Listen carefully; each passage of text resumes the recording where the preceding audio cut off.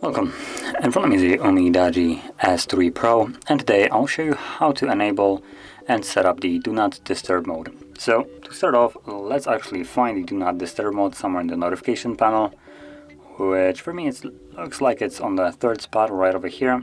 So once you find it, simply hold the toggle. This will take us to the settings where we can customize how it functions. So at the very top we have the behavior category, so sound and vibration and notifications.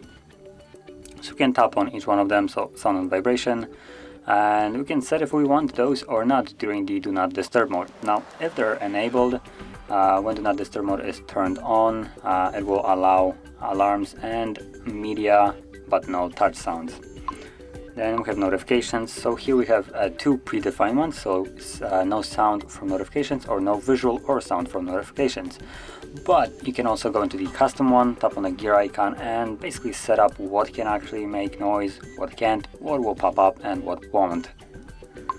Then going out of it and to exceptions, this is the most customization that you will have here. So let's start off with calls. So we have allow calls from, and when you tap on allow calls from anyone, contacts, favorites, or no one. And if you had favorites by default, you could have add basically the favorite contacts, but I chose no one specifically for the option right here. So as you can see, there is a toggle right here which is by default enabled, so allow repeated callers.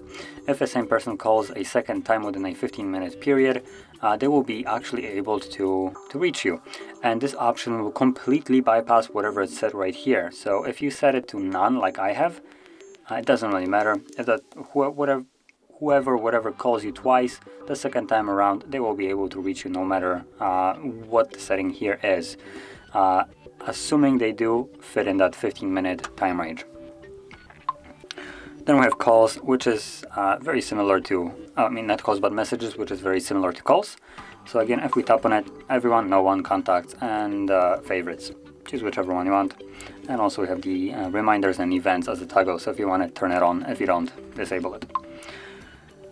And then going a little bit further down, we have schedule, so we have duration and turn on automatically. So we're going to start off with the duration, which will, I believe, be the effect of when you tap on the toggle right here, what will happen. So we have the default one, which is until turn off. So right now, if I would tap on it, it will turn on, and then I would have to go back and tap on it again to turn it off. But we also have the 1 hour option, so when I set it to 1 hour and I tap on it now, it's going to turn on for exactly that 1 hour.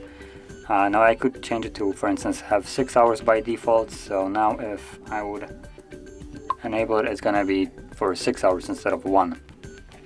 And the option which I would recommend is the ask every time. So when you enable this and you go to it, tap on it, it brings up the window every time. And from here you can actually add the hours that you want to this to work during, or you can set it to until turn off. So it's completely up to you. And if you completely don't want to mess around with the actual tapping on it and just want to have it all fully automated, then you have the automatic one, which will allow you to tap add rule.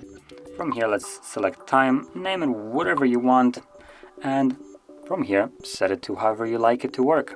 So as an example, I'm going to create a quick working one as a work schedule.